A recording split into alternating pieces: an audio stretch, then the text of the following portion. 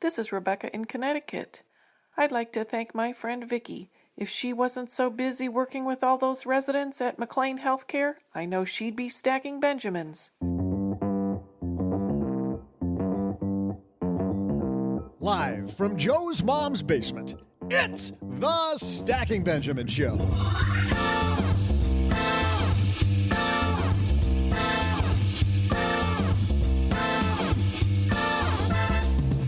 I'm Joe's mom's neighbor Doug, and today, while I'm practicing my golf swing, so that when this is over, I can talk to donors over a round, #Doug2020, the team is running experiments in the basement. How can you run some tests to see what financial tricks work best for you? Here to help us, we welcome from Balance Financial Coaching, Heather Albrecht. And from the Earn and Invest podcast, say hello to Doc G. And from this podcast, we welcome OG. During our Friday FinTech slot, we'll work again this week to help business owners everywhere by running through the new business stimulus package and all the ways it can help us with PT, the founder of FinCon.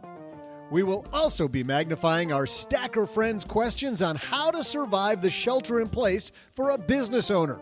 And of course, like all great people social distancing, I'll be working on my presidential-looking golf swing and providing a shot of my famous and golf-themed trivia. And now, the guy that golfs about once a year, Joe Saul-Sehy. And I haven't been golfing yet this year, but I think it's probably not hard to get a tee time, I would imagine. Hey, everybody. Welcome to Golf Courses Are Empty podcast. I am Joe Saul-Sehy, Average Joe Money on Twitter, and across the card table to kick off a weekend. Although, does it really feel like the weekend? It's Mr. OG. Golf courses are empty for a reason. You're supposed to be away from one another. But you can social distance on the golf course. I mean... Well, especially you, because you play most of the course in the woods. I do. So you'll be away from every other player. It's called getting your money's worth. That's what we call it. Yeah. Army golf.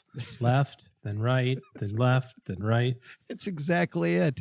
And a guy who I'm sure is connecting to us from the golf course on my dead shortwave. It's Mr. Doc G from the Earn and Invest podcast.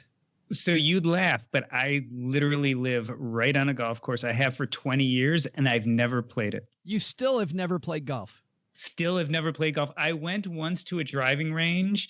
I hit my first ball, and it almost hit the person on the side of me. And they walked me out, and I haven't played since.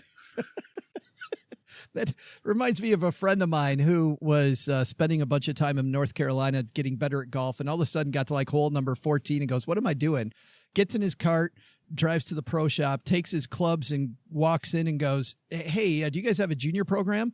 And the guy looks at him confused, like, why? He goes, here, hand these to them. And that was like 20 years ago, Doc, and he's never played golf since. I figure it's like this.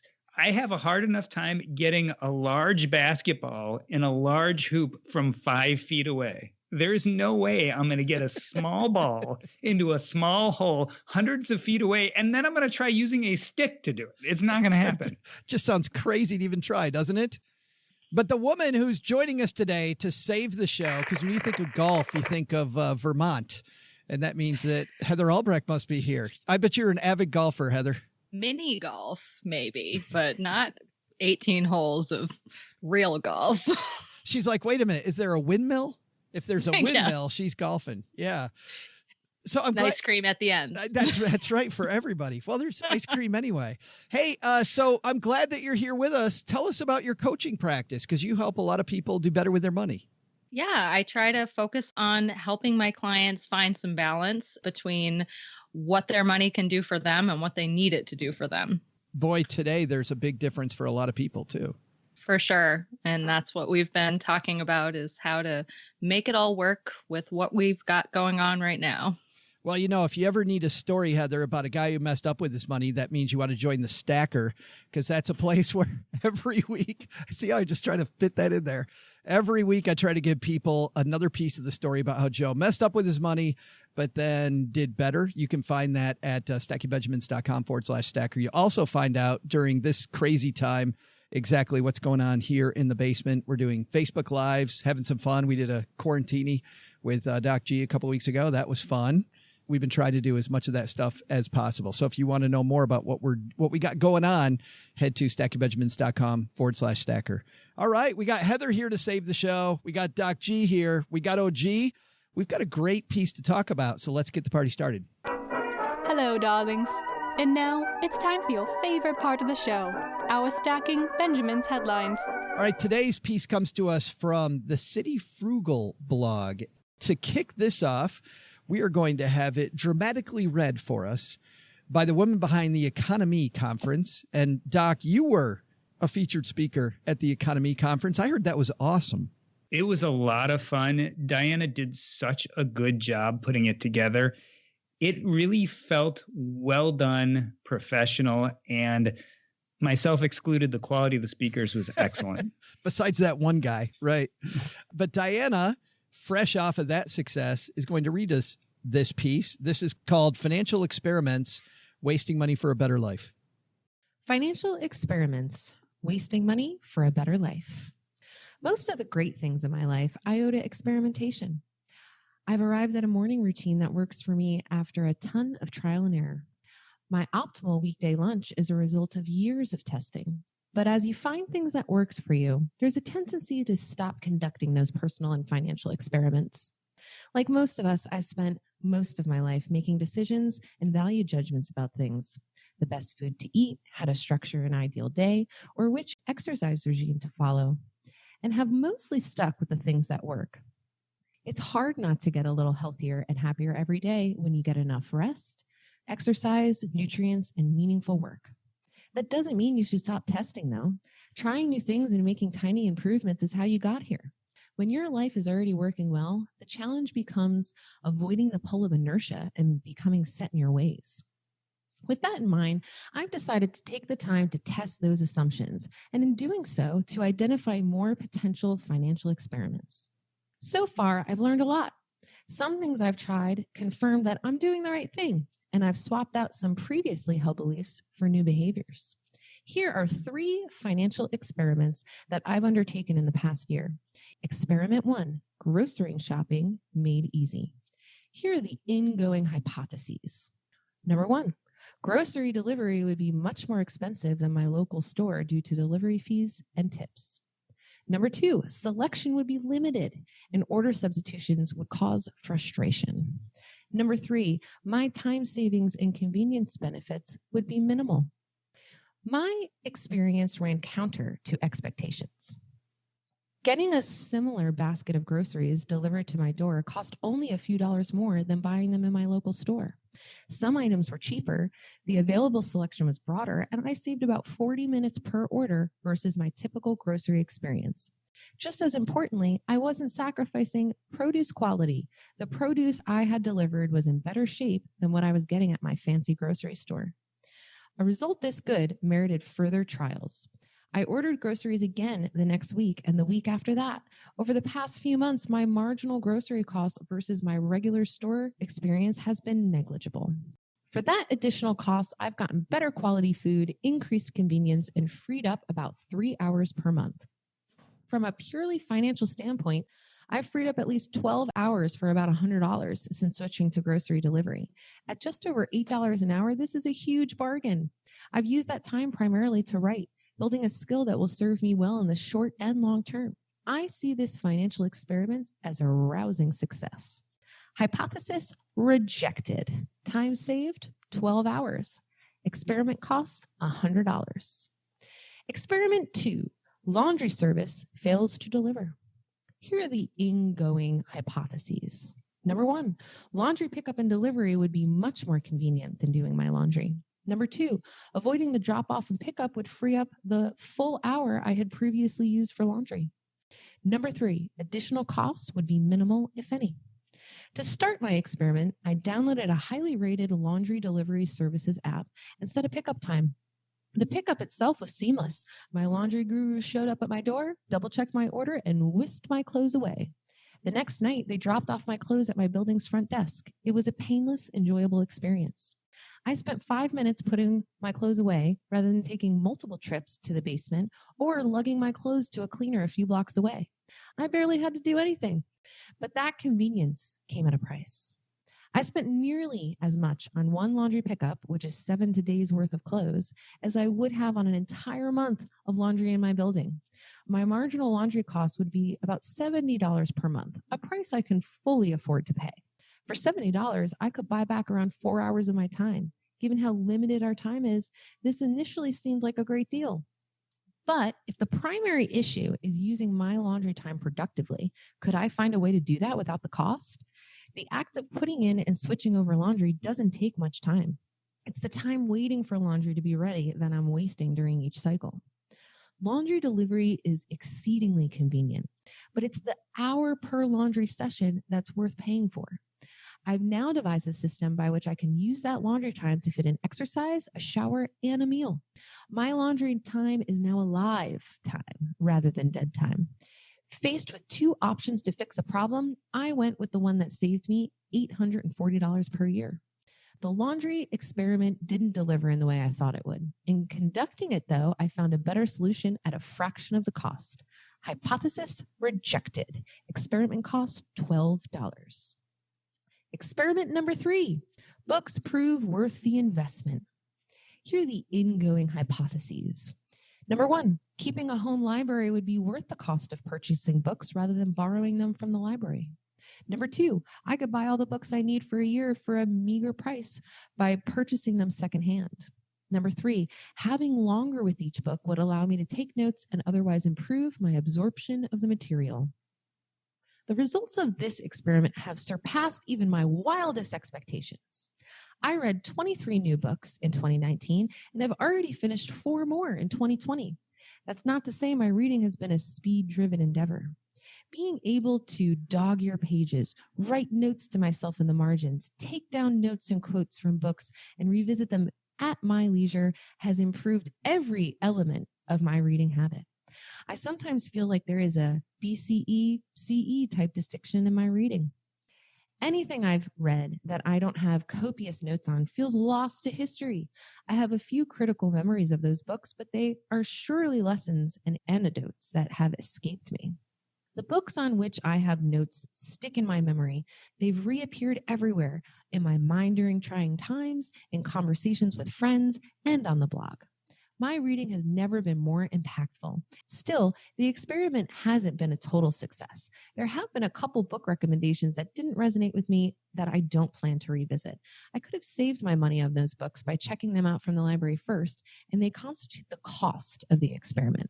So far, that cost has been quite low, only about $15. The rest of my book spending over the past year totaled $430 that has delivered that value many times over. I view those expenditures as an investment, and the $15 wasted on books that I didn't enjoy represents a tiny tax on the books that have changed my life. Hypothesis not rejected. Experiment cost $15. So here are the lessons learned from low-cost financial experiments. If you're like me, there are a dozen areas of your life that you can improve, if only slightly, by conducting financial experiments. Continuing to do so is crucial to fighting inertia as you become more successful. Continuing to test means continuing to improve. As you saw in these examples, a financial experiment doesn't need to be significant. Set up your tests so that you don't lose much if you're wrong. The most I risked at any one time on a financial experiment was $20. Big financial experiments should be done infrequently, and you can avoid them by conducting continuous small ones. There's no prize for trying nothing and thus never failing. Nobody's watching you. Nobody cares if you waste $20 on an idea that doesn't work out. The worst thing that happened to me with my failed laundry experiment is that my roommate called me lazy. Yet before each of those financial experiments, I found myself mildly nervous about the possibility of failure. As Seneca wrote, we suffer more often in imagination than in reality. I found that to be true in my experimentation as well. Remember, if you try something and it doesn't work, you can go back to the way you were doing things before, or you can try something else. As you go along this year, try to find places where a small experiment could pay big dividends. Financial experiments help avoid stagnation and rigidity. They keep your mind active and attuned to what's working in your life and what you can improve. Most of all, they could unlock a significant boost in happiness or skills for almost no money. So what do you have to lose? Big thanks to Diana for reading to us. I wanted to talk about this piece because I thought it's a fantastic time to maybe do some experiments. We're all at home anyway, so especially, and Heather, we'll start with you as our guest. I thought when he was talking about grocery delivery, I thought, what a great time to experiment with grocery delivery since we're all trying to stay away from each other anyway. For sure. Yeah. I like to recommend that people try new things when we first start to look at where they're spending their money. And this is a great way to do that. But I think, and when it comes to grocery delivery, I think a lot of times, well, at first when I think about grocery delivery, I think, why would I have somebody to do that? But then I think in the middle of my day, if I can hire somebody to do that, I can spend that time making more money. So it's a cost benefit. Exactly. Yeah. If you can get back some time that you can use in a more valuable way in your life, then it's a great trade-off. You just have to weigh the pros and cons. This seems to me, OG, like something that you would do, grocery delivery. Absolutely. As a matter of fact, Amazon, of course, has their program called Subscribe and Save, which I think is really great too. If you have a consumable, not toilet paper, that you use on a frequent basis, like laundry soap or bath soap or Cheerios or diapers or something like that, there's probably a program that exists with a manufacturer. It might not be your preferred manufacturer, but they will send you that amount of stuff on a frequent basis and give you a discount for signing up. So you save money actually by doing it. I know that in the article, he was talking about how some things cost him a little bit of extra money, but that I found actually saved money. And on the time side of things, I mean, it's really hard to argue with pulling up to Kroger and having them put your groceries in the cart for you, or, you know, doing Instacart or something like that. Even if it does cost a few extra bucks, you do get a lot of time back. Doc, he's talking here about optimizing, right? Grocery shopping, somebody else doing it for you. Is that part of your optimization plan? Well, part of my problem is I don't know what we would do on Saturday and Sunday if we weren't going to like Trader Joe's and then Whole Foods and then Costco. I mean, I've got to keep the missus off the street somehow, and that seems like a reasonable way of doing it. You know, I'm a big fan of optimization, but I don't go overboard. At some point in life, some of the greatest experiences are the unexpected ones happen when you're not doing what you're supposed to be doing. So sometimes it's kind of fun to go to the grocery store and you run into people you didn't expect to, and you have a, you know, good interaction with the person checking you out. So I'm for optimization, but I don't go too far. You're doing it as a social activity, grocery shopping. Like I said, I got to keep the missus off the streets. You got to get out more if you're going grocery shopping. Oh, hey, Doc G, I mean, I'm with you. It's a date night for my husband and I. Is it really? And you know, the Whole Foods often have like alcohol testers. You can get a little beer tester there, maybe some wine, some cheese. I mean, this is about as good as it gets in the Doc G household. Do you tell the woman wine samples at Whole Foods? Do you tell the woman who's serving the samples to move over a little bit and you set up a couple candles? She's like, "What the hell are you doing?" You're like, "No. I'm going to put some music on my phone." Okay, now service the samples. Reservations for two? It's okay. I leave at least a 5% tip. I've got a table at 5. We're here a little early. Yes, we are celebrating something special, as a matter of fact. Thanks for asking. She's like, "But this is the Boar's Head ham counter." You're like, indeed. The bakery usually has some samples too. So yes, we got it covered. Only high end for Mrs. Doc G. Heather, one thing I thought about when I looked at this is that, you know, some people, they save money because they're frugal shoppers, right? They go and they clip coupons and they find the deal in the stores as they go. It seems like not only are you losing out by not going to the store and maybe paying higher, you might pay even higher because you're missing out on the deals that are there when you go. I agree. I don't think I could give up grocery shopping for our family. I utilize a lot of different programs to be able to save money on the groceries. And it is one of the largest household expenses. You know, we know the top 3: transportation, food, and housing. So it's one of the areas where I like to be in control personally. But he looked at this, he rejected it, right? That he'd do it, but it saved him 12 hours and the experiment cost him $100. I look at that cost benefit, $100, $12, Heather. It seems like I would get rid of grocery shopping in a hurry. For sure. Yeah. I mean, that depends on where you're at with money. got to be a case by case basis. Oh, gee, next up, he had laundry service. You try that one out? Yeah, Mrs. OG does laundry delivery right to my dresser every Saturday afternoon. Just adorable. It's quite amazing. Send your negative comments to OG at stackingbenjamins.com. Doesn't affect me in the least bit. I used to, when I had an office and, I've got a closet full of suits and ties and shirts and all that sort of stuff. Now I'm wearing polo shirts and jeans to work mainly, but this was an expense that we had around, making sure that clothes were dry cleaned and pressed and that sort of stuff. I don't know that I ever used a delivery service, but my overall viewpoint on laundry service itself is quite negative because it's almost like you always miss a button. You're always missing a shirt. They find it 3 weeks later, and it just, I never found a really good laundromat / dry cleaning company that I was super comfortable with. But now that I don't use any of that stuff, we're in the process right now of teaching our kids how to do the laundry, because almost everything can go in their clothes all in the same load, right? And about 1 week worth of kids' clothes is about one load for them. So if I can teach them to do theirs, then maybe they can start doing mine. And then I'll have 2 people that can do my laundry and 3 people in, delegation. Brilliant. Turning your backup. house. They got a backup, basically. Turning your house into a sweatshop. You heard it here on the Stacking Benjamin Show. Heather, where do you come down on laundry service? I have plenty of clients that utilize it and love it. Some of the smaller boutique businesses in our area tend to be where people get the best service. They're dealing with a small business owner rather than a big laundromat service. And I know that people definitely like it.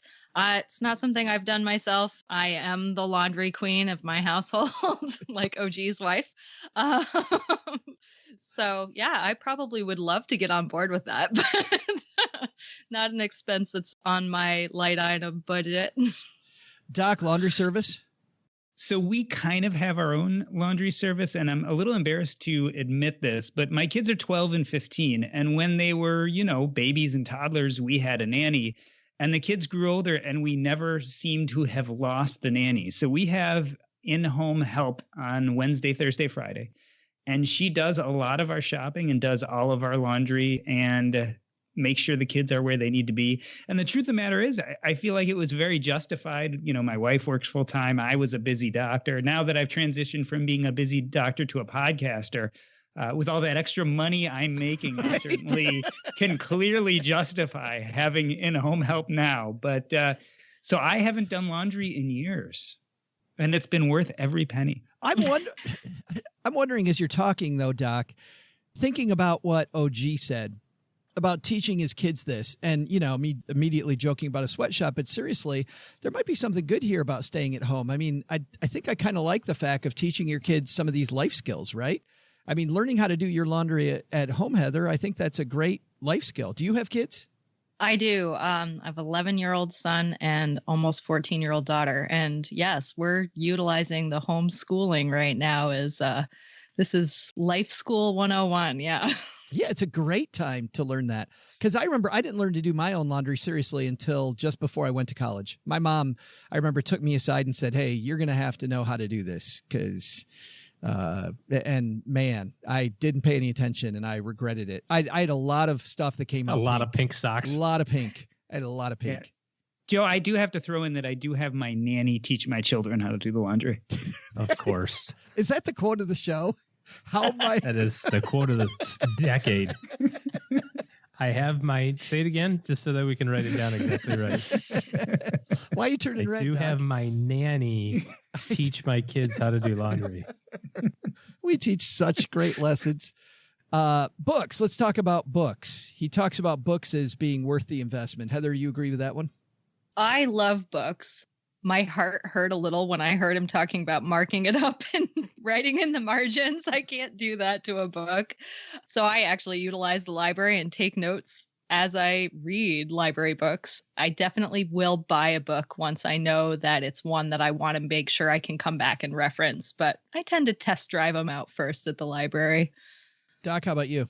I use the library zealously. I rarely buy a book, but I'm really impressed with you, Heather, as well as the author, in the sense that you guys mark up your books, because I've never been that much of an active reader. Like, I was in college, but since then I rarely mark up books and I rarely come back to them. So for me, the library does just fine. I read a book or two a week, but mostly, non-fictional, or actually mostly fictional pleasure reading, as opposed to books where I'm really heavily taking notes on. Yeah, I think it depends for me on the book. A lot of times if there's a business concept I want to learn, I'll do the Audible book first just to see if it really, if it's, because a lot of these business books out there I found are one idea books. They have one really good idea and then they spend 14 chapters telling you how to implement it. But other books really have a lot of great ideas. And those books, once I know the concepts, I will buy the book, the physical copy, so that I can mark it up, and take it chapter by chapter and implement the stuff. But a fiction book, I would never, I would never have the highlighter out. OG? Sticky notes. You can do sticky notes in the books. Yeah. So that you know what page to go on. So it's interesting to hearing these different, I'm a big book person also, similar as Doc. I rarely go back to a book unless it's really, really, really great. And then I know almost exactly where I want to be on it. Like I know what I'm looking for. Unlike the library, I do the free download, the chapter or whatever from iBooks or Kindle or whatever. And then you kind of read the first chapter and you go, yeah, no. Right. Or, yeah, this is something I want to do. And then either I'll buy it on that or get the physical copy. I prefer the physical copy for whatever reason. I've done both. I don't like just thumbing through it on my iPad. It just doesn't have the same sensation, I guess. I think the biggest thing on any of the stuff that's, from an experiment standpoint, as we're talking about it, don't be afraid to walk away from it. The sampling or, deciding whether or not I want to buy it before I buy it by checking out at the library. I think people get too wrapped up in, well, I've got this time commitment now. I got this book. Movies are a great example of this. When was the last time, Joe, that you walked out of a movie? Like literally in the middle of it went, this is so dumb. It would be better for me to like do anything else with my life. It was the Doors movie. So you remember it's, happened. Yes. I got a book from neighbor Doug. He sent me a book and he said, hey, you're going to love this book. It happens to be about golf. And because we were talking about golf and I got it, I kind of read the back cover, went, interesting. Got a chapter and a half into it. And I called him and I said, okay, tell me this picks up, because I'm about 1 page away from just putting it in the circular file. Like I thought it was like a Rickroll book. Like you just send it to your buddies and see how far they get into it. Before, you go, you got to chapter 6. Like it's terrible. And what's funny is that he said, I read it 20 years ago. I started reading it again because we were talking about it. He goes, I got about 2 chapters into it and went, where's the good part? This is terrible.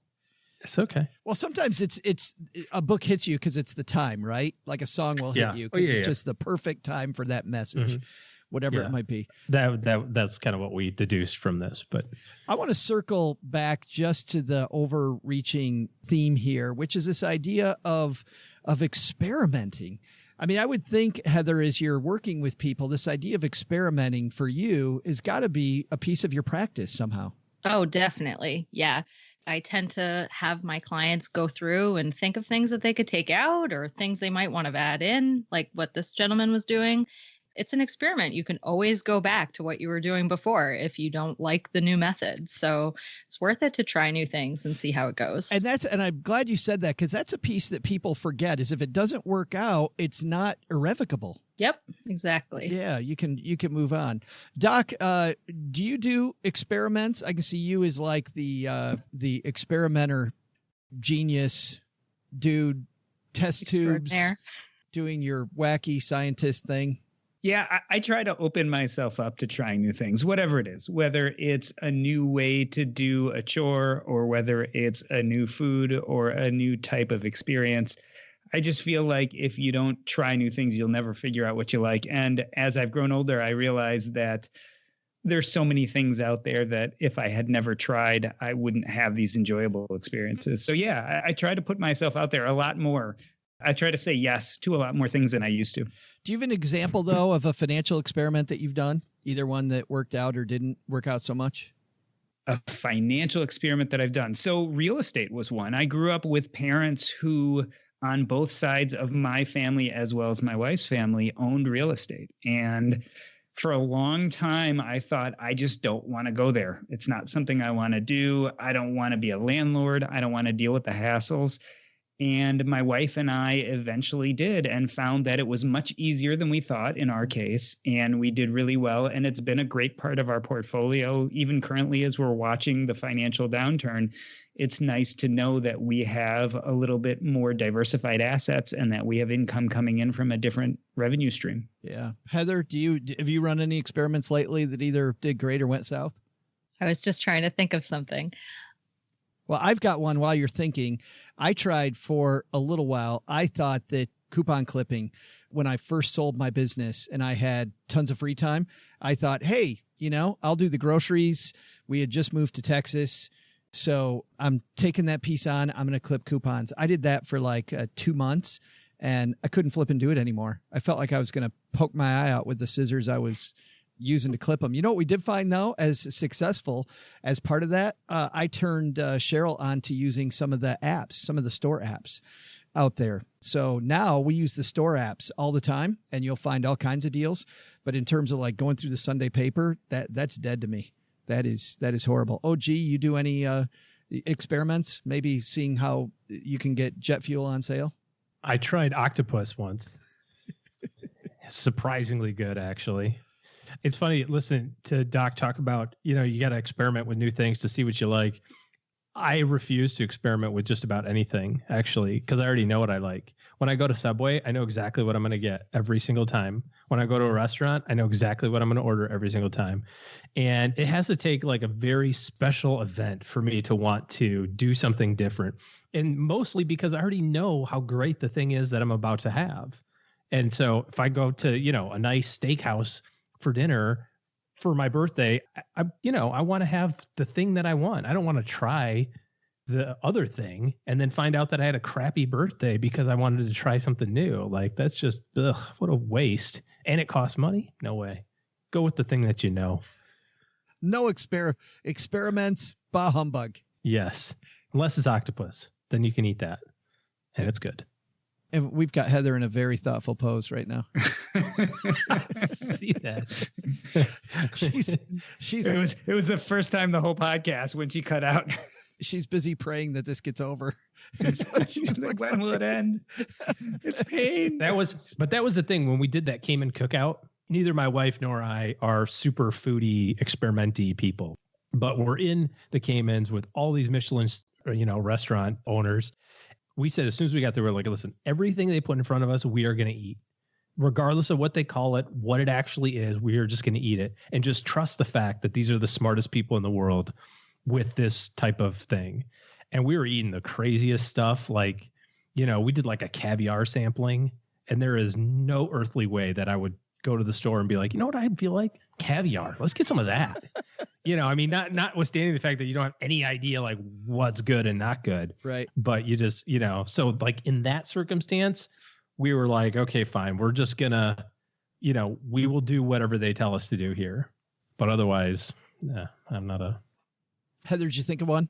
Yeah, actually, you're a big runner, Joe, and my husband is a huge runner, and he's tried to get me to run forever. And so I started running a few years ago. I've decided that I know what my limit is, and I'm going to stick to my bike. So, yeah, that's something I've tried lately. And pass. Yeah, I love this time because experimenting. I think if you're gonna do any financial experiments, like what else are you doing? Right now might be the time. Big takeaway from this, Doc. Well, if you go first. Sure, why not? Try some experiments, see what happens. Stick with what works. Don't be afraid to go back to what doesn't. No problem. OG. Try nothing. Do everything the exact same way that you've always done it. And you're probably already as efficient as you need to be. And Heather, you get the final word. Oh, Doc G said it pretty well. Don't be afraid to try new things, and you can always revert.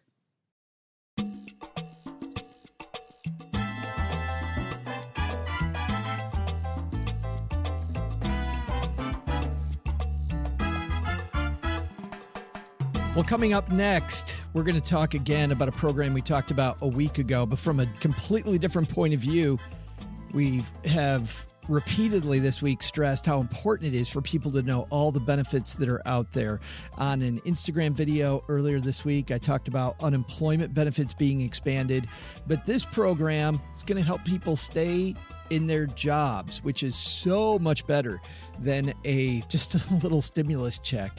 And not to discount the stimulus check, because you want to do the best thing with that possible. However, the PPP, the Payroll Protection Program, as part of the relief effort, is open starting today to solopreneurs. So if you have a business that was open in 2019 and you work by yourself, you can apply today. And you want to apply very, very, very quickly. News all over the place talking about just what a disaster this has been. And I'm laughing because it isn't funny. You definitely want to get your application in soon. Lines are long, and you want to reserve your spot. So here with details, our friend from ptmoney.com and the FinCon Expo, Philip Taylor, on my dad's shortwave.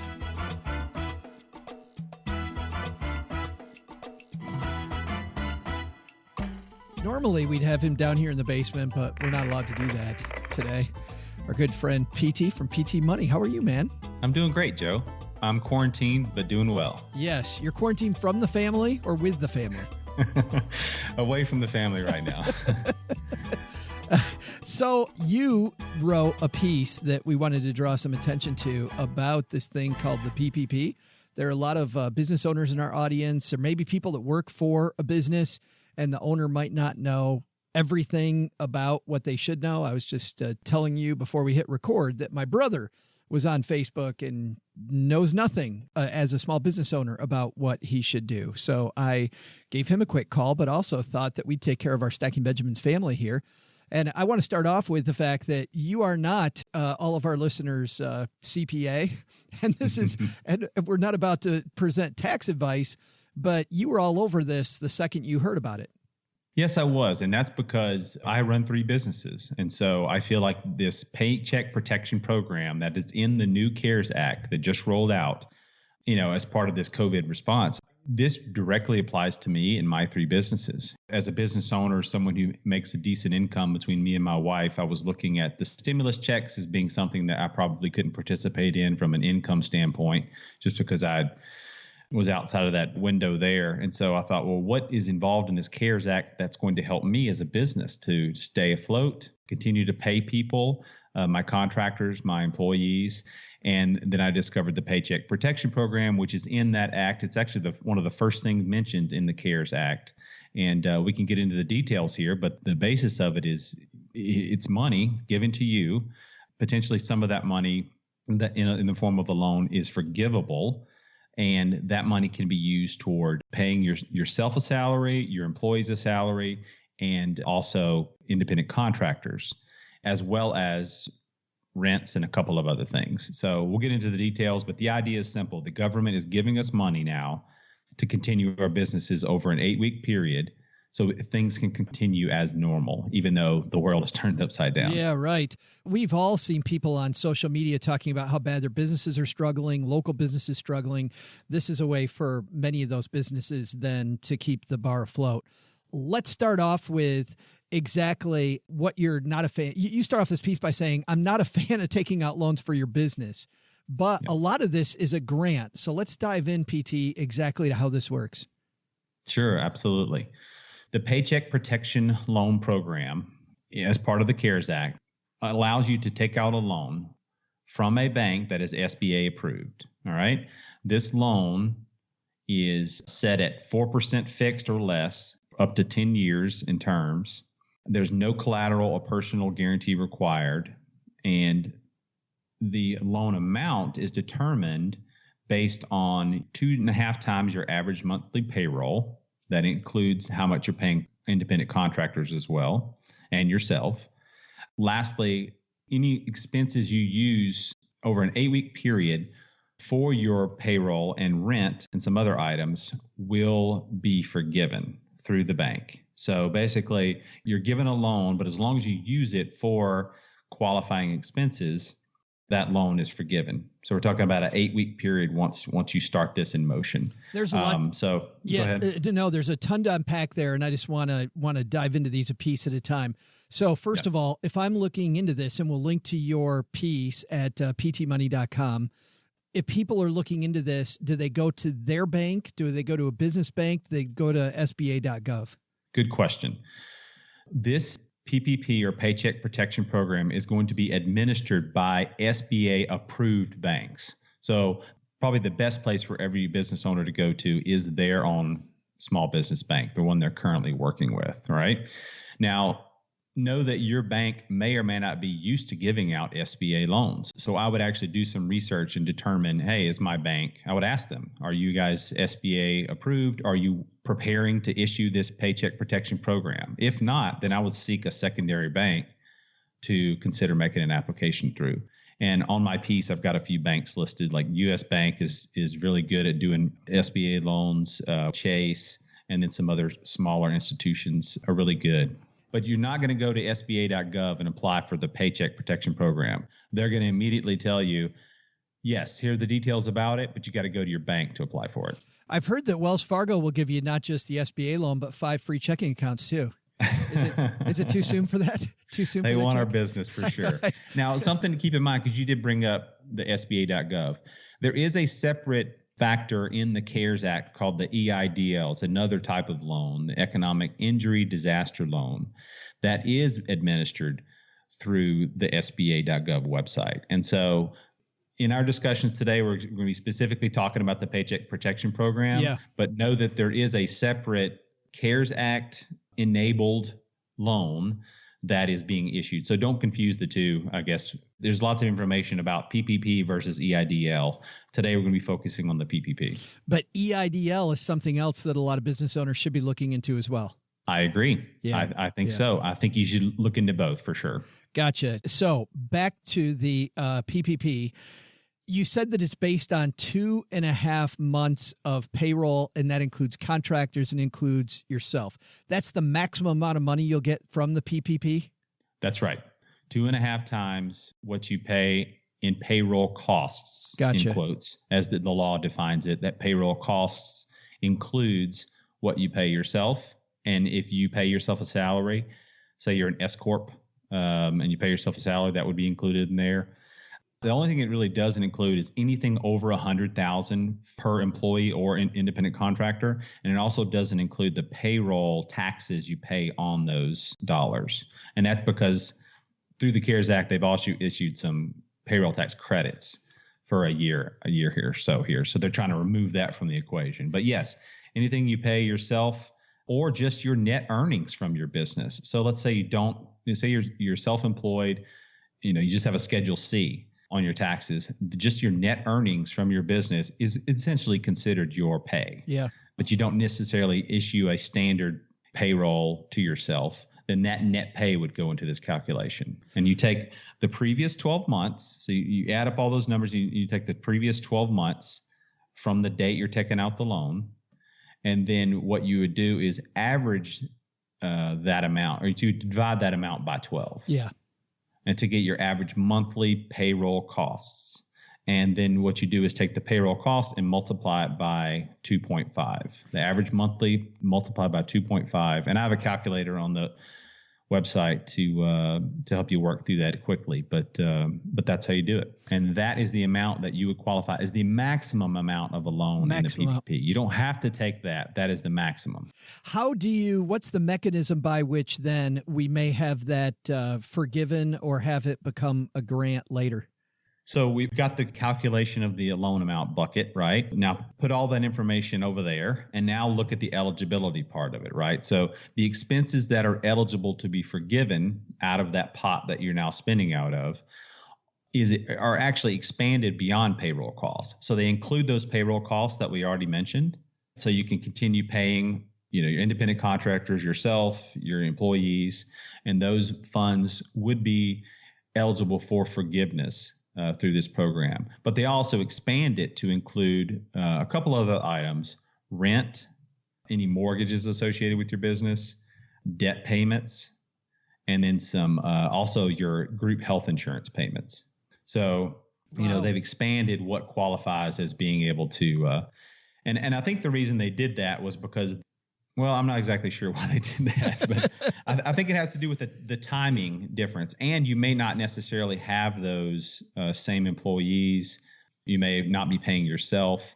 So what you calculated on the front end may not be the same as what you pay on the back end. So they're giving you two different options. I made that probably more confusing than I should have, but just know that you expand what can be forgiven whenever you start distributing the money. There's some additional costs you have, and this helps keep the lights on, right? I mean, not just payroll, helps in some other ways as well, is what you're saying. That's right. Yeah. That's right.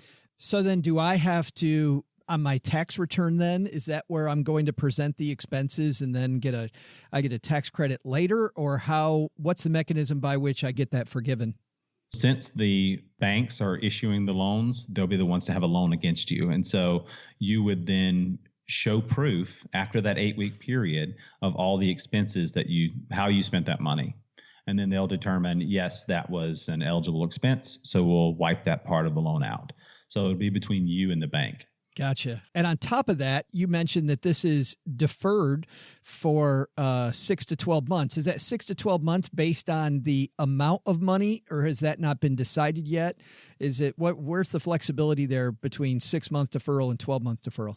I think the SBA needs to determine that a little further. So they're going to issue guidance to the bank to determine that. But yes, if you have amounts in this loan that aren't forgiven, let's say you take a loan out for $50,000 and you have $40,000 of that forgiven through qualifying expenses, and you have a $10,000 loan balance going forward, any payments to that will be deferred for 6 to 12 months is what the guidance says right now. And so we're still a little fuzzy on how they're going to determine that or how far that's going to go out. But yes, after this, you could end up with a loan if you don't have enough qualifying expenses to wipe out the loan completely over an 8-week period.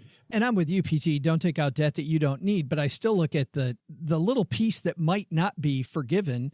It's at a 4% interest rate and it's over 10 years. Those are not egregious terms. Yeah, that's certainly one of the best small business loans you could get today. Absolutely. Yeah. And the fact that knowing friends, and you've been in accounting long enough to know that one of the biggest things that business owners want to do is get rid of the personal guarantee. Right? The fact that this doesn't come with the personal guarantee, I think, is a big step as well. Yep, absolutely. And the SBA really wants the banks to streamline this as fast as possible, because the whole idea is for us to recover quickly from this thing we're experiencing right now. It's not meant to be bureaucratic or slow, and funds are going to get distributed really quickly with this. You have lots of guidance and sources about the PPP. I will once again link to this, guys, on our show notes page at stackingbenjamins.com for everybody that needs more. I'm sure if you don't need more, somebody who runs a business, and those people will need to see this if they're not sure exactly what to do.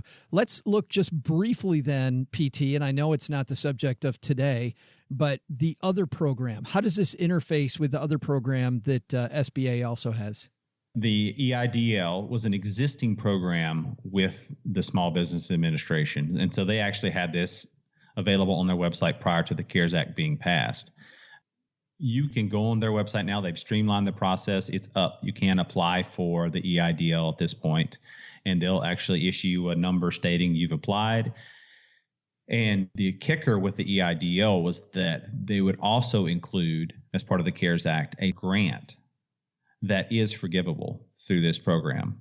Even if you don't end up taking the EIDL loan, you could possibly take advantage of that $10,000 max grant through the SBA.gov website. So I would research that, go to SBA.gov and look at the EIDL program and see if it works for you.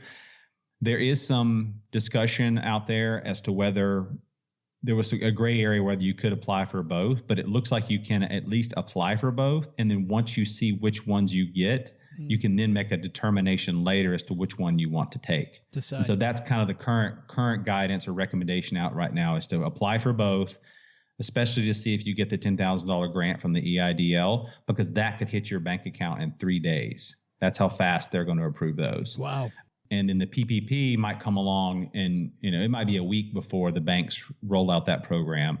And by the time this airs, they might have already gotten it up, but they may not. And so who knows how long those funds are going to take. And so ultimately, weigh the decision to look at both. And then, like I said, consider applying for both, knowing that, you might ultimately, if you do take both, you'll have to use them for different expenses, right? They don't want you double dipping into both programs. So if you take the PPP, know that that's going to be used for all your rent, all your payroll, all your independent contractor, your health insurance. And then with the EIDL, know that you'd have to use those funds for different expenses. Maybe utilities, other ongoing business expenses, that type of thing.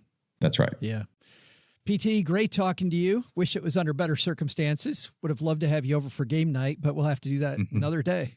Yeah, absolutely. This is exciting to talk about because I think this really can help small business owners, independent contractors, side hustlers, anybody who's got that income that they're bringing in. They want to keep their teams going right now. I think it's important that we all look for these resources to keep folks going and, help us to bounce back quick. I want to ask you briefly while we have you here, if only there were a conference where people that were small business owners or contractors or freelancers in the financial media area might want to go to.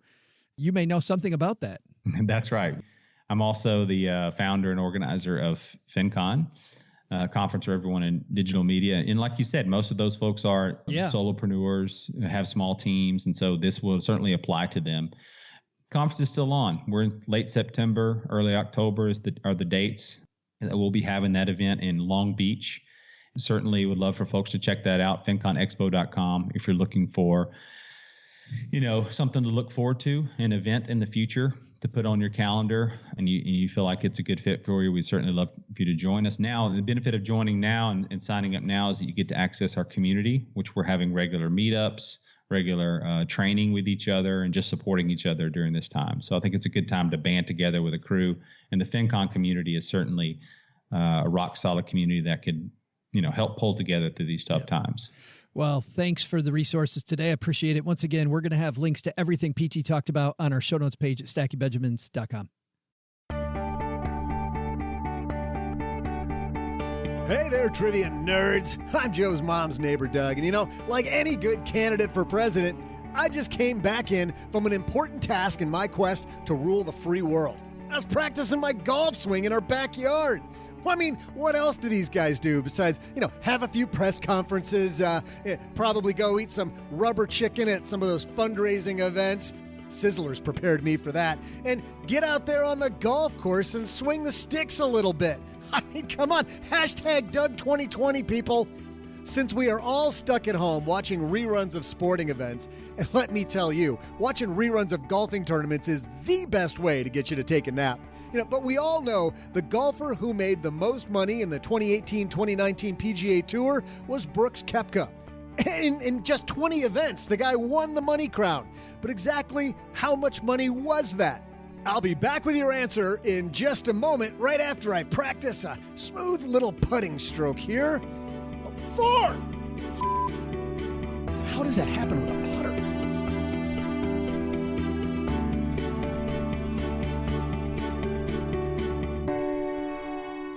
We explained the convoluted rules to this game to Heather backstage before we hit record. Heather, you got it?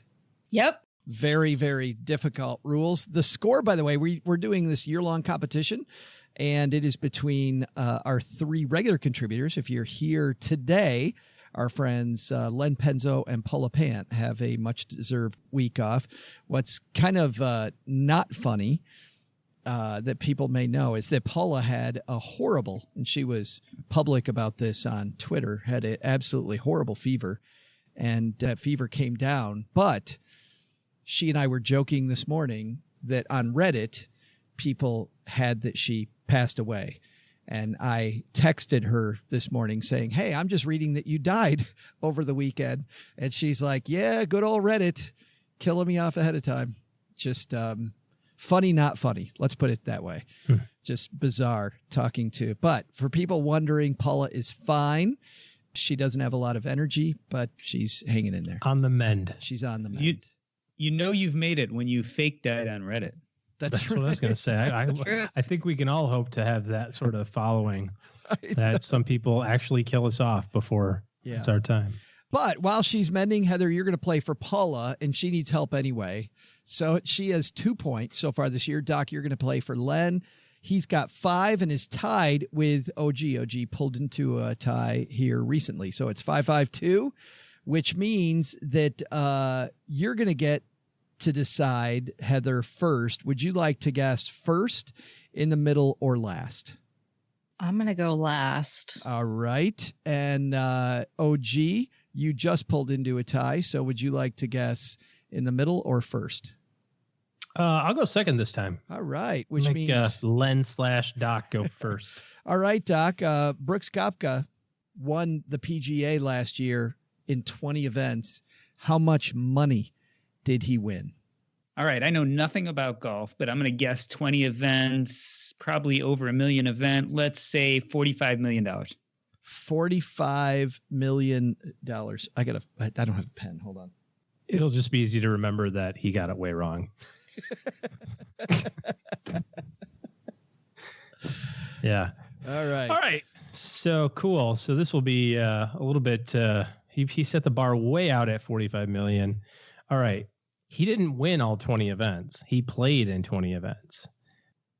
You said this was for the golf year 2019 or 2018? It's 2018, 2019. Because if you remember, they include stuff. Yeah, it starts late 18 and goes through 19. That's right. I can't remember who won the whole PGA, the FedEx Cup, which probably was him. If you said he was the money leader, 20 events, I'm going to say that the number was much lower. I think the number is probably closer to maybe around, let's say, 14.5 million. 14.5 million. So I mean, not enough to live on, but yeah, but it's a nice start. It just started. A little bit of a struggle there on that money. Heather, those two numbers are way apart, so you get to swoop in now and steal the win. Yeah, I have nowhere to go with this. No idea where to start. I was thinking much lower also, but I don't know much about golf, so I'm going to just guess a little bit lower and say 17 million. Total shot in the dark. 17 million for Heather. Well, that's interesting. We are all over the board, but she goes much closer to what OG said. I would tell you the answer right now, but that's not the way we play this game. We make you wait for it. So we'll be right back.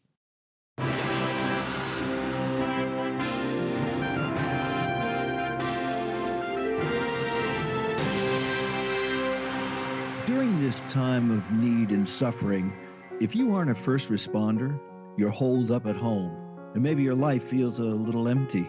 Well, here in Joe's mom's basement, we've been working to fill that void. You know what you need? More political ads. Hey there, stackers. I'm Joe's mom's neighbor, Doug, international celebrity and host of the wildly popular Stacking Benjamins podcast.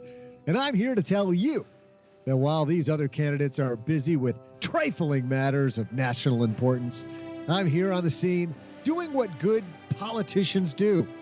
Politicianing. I've come up with a 47-point plan on what I'll do when elected, and today I'm happy our team is going to share it with you. Announcer guy? First, with an overwhelming groundswell of support, neighbor Doug, on day one of his administration, would immediately nationalize video conferencing software Zoom.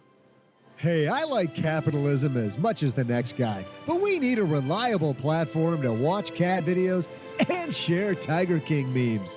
That's why I think the government should take full control of this company, making sure that we all have equal opportunity to gossip about the neighbors and that one relative none of us like while we're stuck inside, you know. Second, neighbor Doug believes in safety. I don't know about you, but all this indoor activity has me jittery. That's why I'd immediately use my executive powers to open all Dairy Queens so that we can get that awesome blizzard with the chocolate ice cream and Butterfinger pieces to all of our doors. It's an emergency. And finally, well, not actually finally, because he's got 47 points here, but... Hey, just read him, announcer boy. Okay, let's go with this one. When elected, Doug will focus on things that matter. That's why I propose to have all sunny days, no more coronavirus, and peace between people. Yeah, except the jerks. Oh, and the bozos. Nobody likes the bozos and the losers. I mean, we need more winners. Am I right? So vote Doug 2020 because he's not crooked.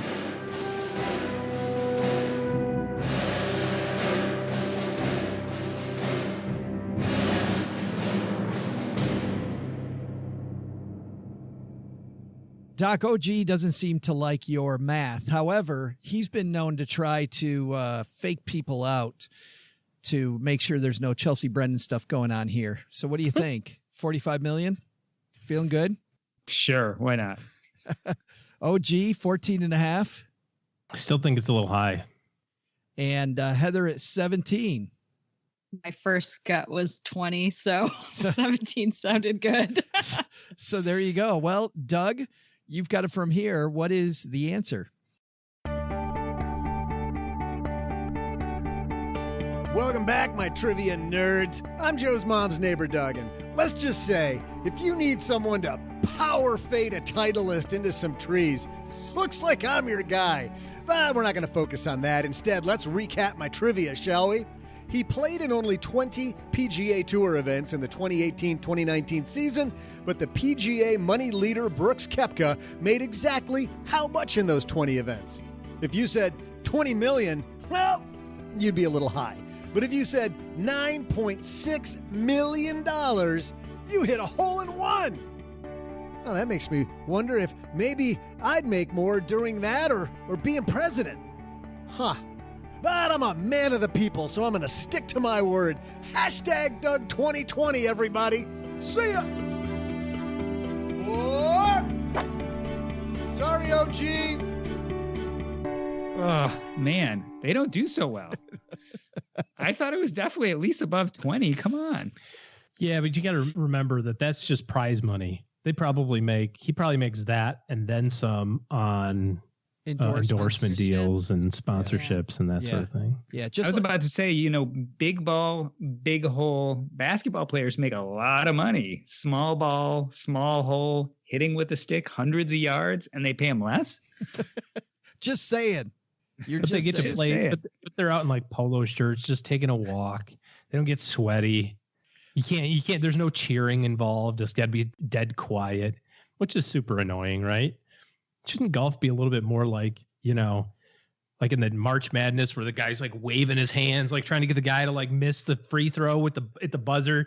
Could you imagine you got Tiger Woods up there for the putt, to win the championship, and you hear people going, miss it, miss it, miss it, like right in his swing, and he's got to compete with all that. Just as he's in the middle of it. Boo-boo!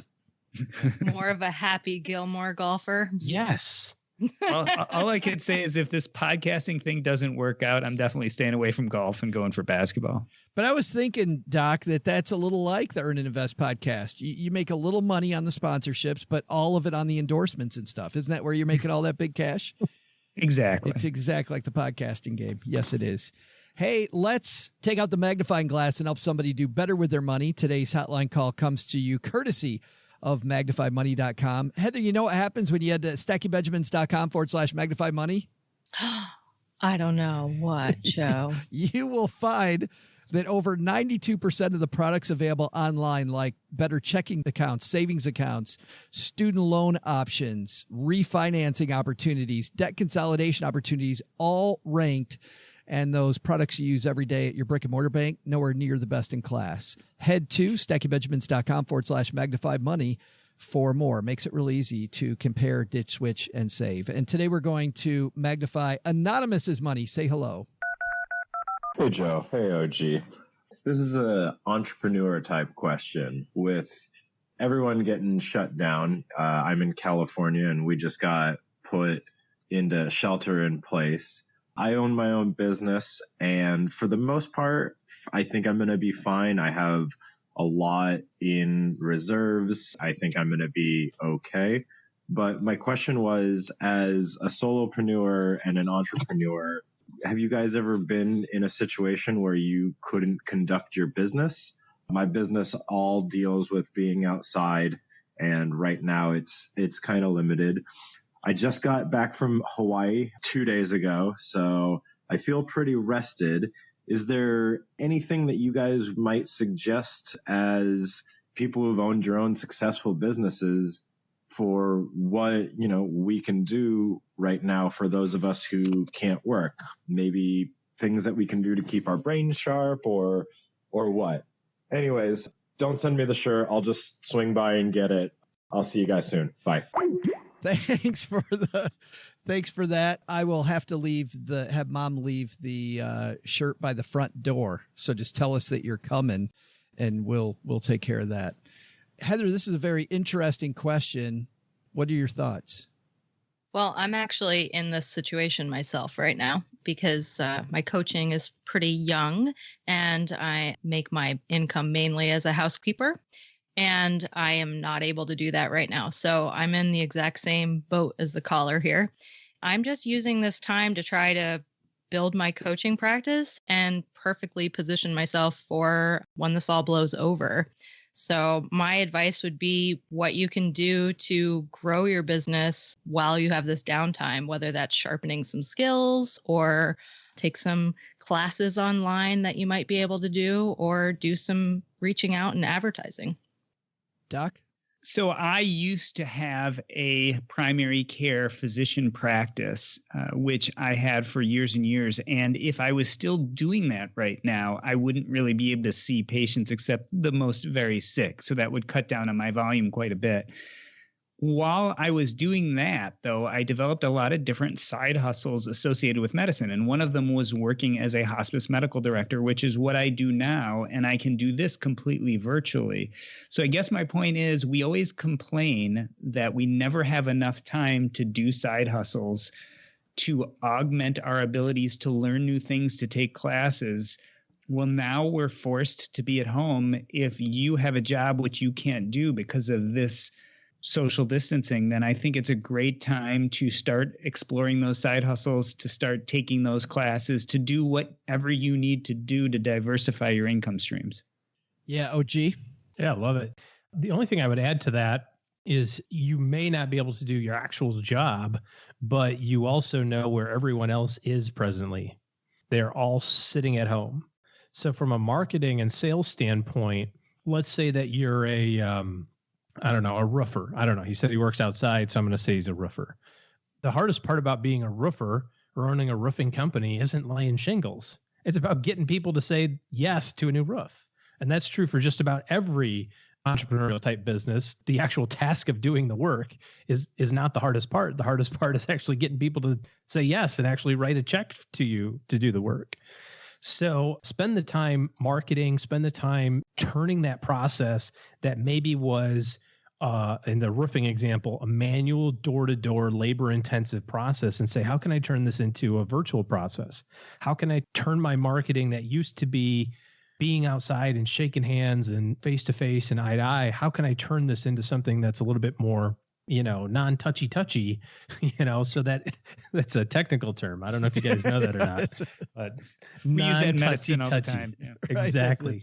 No touchy. But like Doc, you were saying side hustles. If you don't have your side hustle, now's a great time to do that. It's also a good time to look at all of the process and systems that you have for your business and go, how do I do this? Because guess what? This type of crap is going to happen again. It might not be coronavirus, but there'll be some sort of market decline or, market recession or some event that is going to cause some consternation in business. Again, it happens all the time. So anytime that you've got a pause, like you said, we all complain about being too busy. I'm too busy to do all this stuff. Well, now guess what? You're not busy. Yeah. Maybe some of you aren't. So get busy trying to be busy so that you have a better process for your clients moving forward. I also, if you have employees, go back to the middle of the show and all the stuff that PT talked about can, I think, really help you because there's a lot of support out there for small business right now. And I think that's super valuable. I was just reading another forum online yesterday of people saying, man, the government missed the ball when they did all this stuff for individuals and for big businesses and they did nothing for small business. And I just wrote, are you crazy? Like have you paid any attention? And there were a couple of people on there that had no idea. that and they own small businesses and had no idea. So look and see what piece of this relief puzzle fits your business, and that may help as well. That's going to do it for today, guys. We will let our Hallelujah. let our guest of honor go last. But this weekend, OG, what do you got going on? Oh, it's Easter weekend. So for those of us, this is an important and fun weekend. I thought, in the spirit of, well, never mind. I can't say anything because I don't want to ruin stuff for people that are listening. So forget it. Happy Easter, everybody. Absolutely. Maybe we'll do a modified adult conversation in a little bit later. Maybe. Might. Yeah, maybe. Another time. Doc, what's happening over at the Earn and Invest podcast? So this week we dropped an episode on getting by on less with Rose Lounsbury, Jackie Koski, and Justin Pogue. That was on Monday. And on Thursday is coming an episode with Josh Overmeyer. Just lots of good talk about what's going on in the world. Those sound incredibly entertaining. Josh Overmeyer as an individual, highly entertaining. Yes, he's a lot of fun. And we talk about some serious stuff too, though. So it's not all just laughs. Wow. How about that? And that's it. Earn and Invest. Heather, it's about time we got you here. Thank you for having me. Well, it was a lot of fun. Glad you could make it. Tell me what's going on. So how do we find out more about your coaching business? You can visit balancefinancialcoaching.com. And I have a page on Facebook where I'm definitely more active. I've been working to just compile resources for my clients right now to have a place where they know they can click and find something reputable from good news sources to kind of distill it down. I think that's our main role as coaches, is to try to find all the information and give people only what they really need to know. Yeah, it's no longer about finding enough information. It's about sifting through to the stuff that's really important. For sure. Yeah. And I've seen you do a few videos. Like you've done a few videos for people that I think are really helpful. Where can people find your videos at? The videos are on the Facebook page, but I also have a group called Values and Money, Exploring Better Balance, where we talk about values and money and where they come together and putting things in alignment. It's called Values and Money, and you talk about values and money? That's weird, I know. Someday, OG, people are going to think we'll start talking about stacking Benjamins at some point. Yeah, right. No kidding. Someday. All right. That's going to do it for today. Doug, you've got it from here, man. What should we have learned today? Sure, Joe. I'll carry your bag on this one. See what I did there?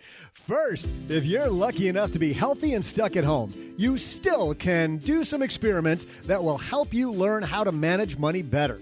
Plus, by running experiments, you're helping make money fun, which will help you pay closer attention. Second, know a solo business owner? Thanks to Philip Taylor, we now know how to go find help. But work quickly. There's only so much money, and already banks are struggling to keep up. But the big lesson?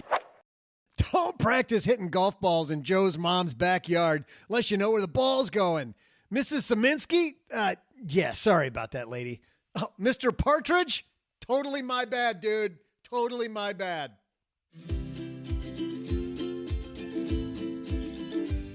A special thanks for Heather Albrecht from Balance Financial Coaching for coming down to the basement to help us keep everything balanced and in perspective. Also thanks to Philip Taylor from PTMoney.com and FinCon for explaining some of the ways the stimulus package can help businesses. You'll find PT at PTMoney.com, or if you're a financial media person, check out FinCon at FinConExpo.com.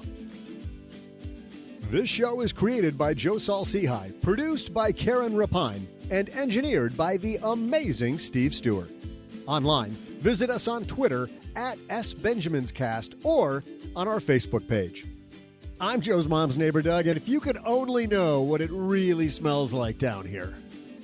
SB Podcasts may receive payment on the show from sponsors and guests in the form of books, giveaway items, discounts, or other remunerations. That's a big word. There's no way you take advice from these dorks, but like Joe's mom always says, don't take advice from people you don't know.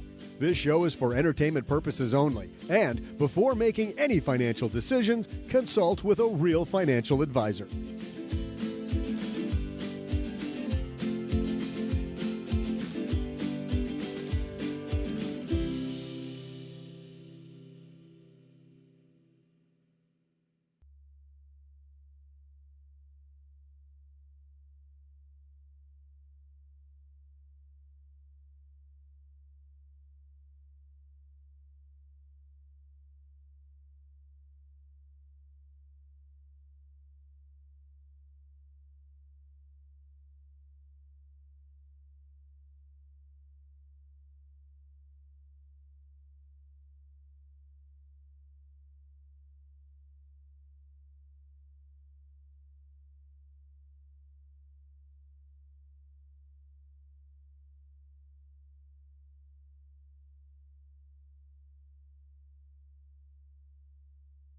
By the way, if you're listening to this piece of the show with little ones in the room, you may want to either have some headphones on or listen to it by yourself. We're not going to say any adult words, but there might be some territory we cover that you might not want them involved in.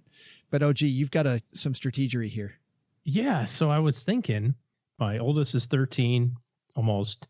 My middle kid is 10. So this past year is when he got over the Santa Claus thing, right?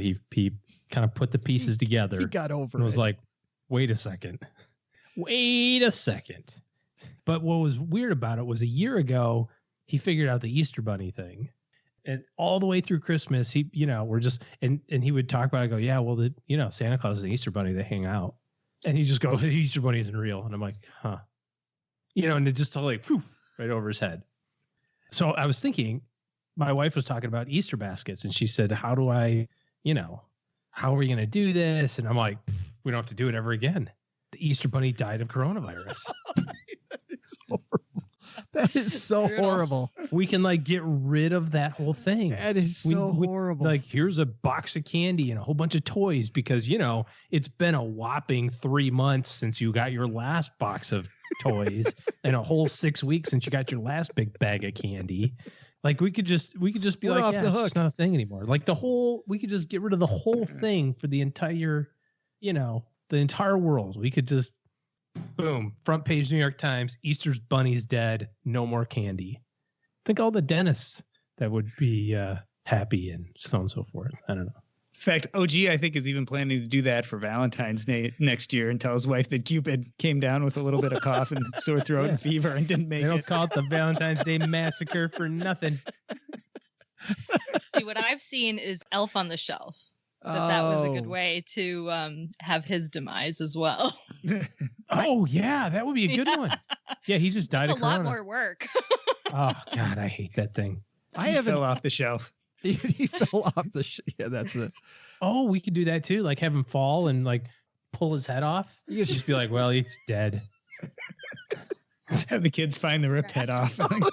Yeah. Ground. The cat, give it to the cat. So the cat's playing with it. It's all torn up. Be like, well, I guess Honey ate the elf. Oh. So, oh well, no more of that. Don't have to worry about it. You know what the lesson is here, kids? I didn't know what would you tell them the lesson is? Wash your Compassion. hands. Yeah, wash your hands. Exactly. You don't want to be like the Easter Bunny. Social distance from your parents. Yes. That Easter Bunny went house to house, didn't wash his hands. Yeah. See, he put his hands in his mouth, and yep. You can't eat this candy either because he touched it all. That's right. And sorry, nothing for you. Scarred for life. I think anybody listening to this is scarred for life. How would this be if OG ran the world? I don't know. You know that disclaimer, Joe, you did before OG got on the mic? Don't you do that every time for every show? It's the OG is on today. It's you've seen the movie Kingsman, right, Joe? Yes. So I think it's the second one where they have the drug lord infects with some kind of weird virus, and everybody who takes her drug, they're gonna die unless the president ponies up $1 billion or whatever, the thing is. And so they're talking about it, and the president's sitting there and he goes, so let me get this straight. I just single-handedly solved the world's drug addiction problem, because he just figured out that all the drug addicts are going to die. It totally takes a different spin on it. So let me get this straight. We just got to kill off the Easter Bunny. Go team. The Easter Bunny, Elf on the Shelf, Santa Claus, all gone. They're all gone. That's horrible. They didn't make it. They had underlying health conditions. That is horrible. Bah humbug, my friend.